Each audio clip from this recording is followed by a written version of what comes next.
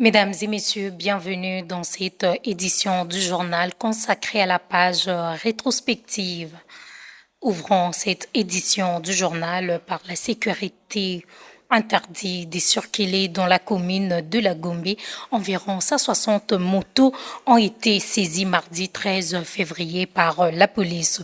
Il s'agit de ceux qui ont violé la décision du ministre de l'Intérieur interdisant la circulation de motos dans la dite circonscription. La police de Kinshasa va poursuivre cette opération de saisie dans le prochain jour pour assurer le respect total de cette mesure visant à réguler la circulation dans le centre de la capitale. Dans un autre chapitre, pour faire face à l'agression que subissent la République démocratique du Congo, 2 milliers de femmes sont parmi des victimes. Les femmes de toutes les tendances confondues étaient dans la rue ce mercredi 14 février sur l'initiative du ministre du Genre, Famille et Enfants, Mireille Massango. Ces milliers de femmes ont manifesté contre l'insécurité et dénoncé l'indifférence de la communauté internationale face aux viols et autres violences dont sont victimes les femmes. À présent, la page rétrospective, mesdames et messieurs.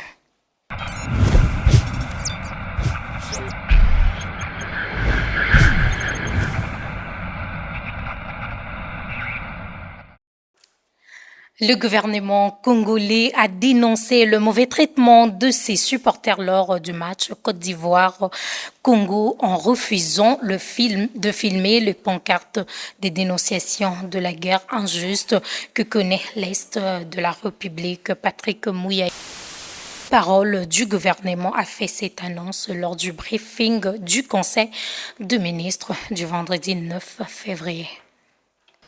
Le président de la République a exprimé sa totale désapprobation au regard du mauvais traitement réservé à nos supporters qui ont fait les déplacements d'Abidjan pour assister à la demi-finale contre la Côte d'Ivoire dans le cadre de la Coupe d'Afrique des Nations, notamment la diminution d'espace leur réservé dans les tribunes, l'interdiction d'accès des calicots et aux différents supports des dénonciations de l'agression rwandaise dont notre pays est victime. Pour réagir à cette attitude outrageante, notre équipe nationale ne s'associera plus, jusqu'à nouvel ordre, à une quelconque activité ou initiative de solidarité portée par la CAF.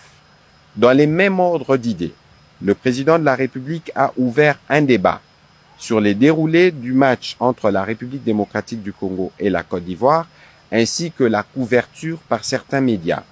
Le Conseil des ministres a adressé une sévère mise en garde, particulièrement à France 24, ainsi qu'à d'autres médias pour la diffusion de certaines informations durant cette compétition qui ont écorné l'image de la République démocratique du Congo. Ceci est inadmissible. Autre chose, alors que la tension était montée d'un cran le week-end dernier à Kinshasa contre la représentation diplomatique étrangère, les patrons de la défense, Jean-Pierre Bemba Gombo, a rassuré devant la presse locale que la mission onusienne demeure engagée aux côtés de forces armées congolaises et différentes lignes de front. Non, je voudrais rassurer la population que la MONUSCO, avec qui nous sommes en réunion et qui fait partie des opérations, n'ait aucune inquiétude. La MONUSCO fait bien partie des opérations aux côtés des FARDC. Et je voudrais d'ailleurs leur en féliciter parce qu'ils font un travail remarquable. Je dis ça parce que je le vois et nous le testons. Ils sont à nos côtés et la population ne doit avoir aucune inquiétude. La MONUSCO sont nos alliés et travaillent à nos côtés.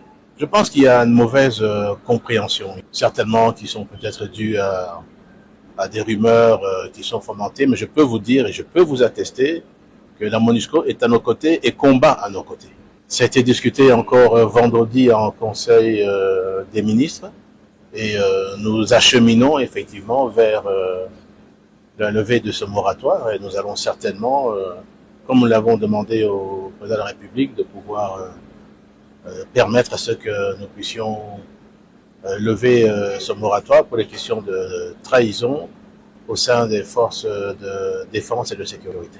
La population de Saké doit savoir que tout est mis en œuvre, comme je l'ai toujours dit, pour la protection des populations de Saké, Goma et tous les alentours, et que l'objectif est de reprendre l'entièreté des territoires et de recouvrir l'intégrité territoriale. Je voudrais confirmer qu'effectivement, la SADC et les troupes de la SADC combattent aux côtés de FARDC, aux côtés de tous nos alliés, et que je vous confirme qu'effectivement, les éléments de la SADC arrivent tous les jours également, et ils se tiennent vraiment à nos côtés, ils combattent à nos côtés.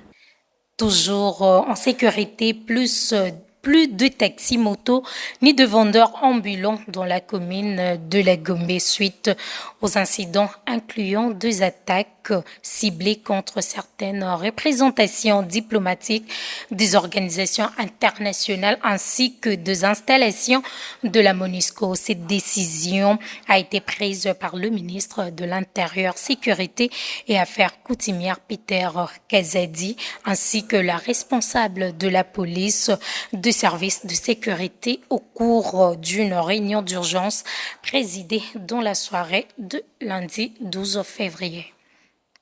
Nous sortons d'une réunion avec le vice-premier ministre pour revoir d'une manière brève la situation sécuritaire de la ville. Et à l'issue de cette réunion, plusieurs dispositions ont été prises, notamment l'interdiction formelle de voir les motos circuler dans la ville. Toutes les motos qui seront retrouvées en ville seront d'abord saisies, ensuite le propriétaire ou l'utilisateur sera mis en détention. Et de 2, tous ces badauds qui ne font rien et sillonnent la ville toute la journée, jusque sur le boulevard, seront tous arrêtés et mis dans un lieu sérieux pour répondre à leurs actes. Il est strictement interdit de le voir sillonner dans la ville. Et oui, les revendeurs évidemment. Et de 3, tout attroupement en ville est interdit. Nous ne pouvons plus avoir plus de 5-6 personnes s'attrouper en ville, c'est vraiment interdit. Donc nous rappelons aux gens de bonne conscience et les gens qui savent écouter que plus rien ne sera comme avant et que la police passe à la vitesse supérieure parce que l'acte posé pendant les 2 jours a été largement suivi à travers les réseaux sociaux et tout le monde a compris le message. Il est temps d'arrêter et puis de laisser les choses marcher normalement parce que plusieurs personnes ont droit de travailler. Fin de ces journaux rétrospectifs, mesdames et messieurs. Ensuite, de programmes sur nos antennes. Au revoir et à la prochaine.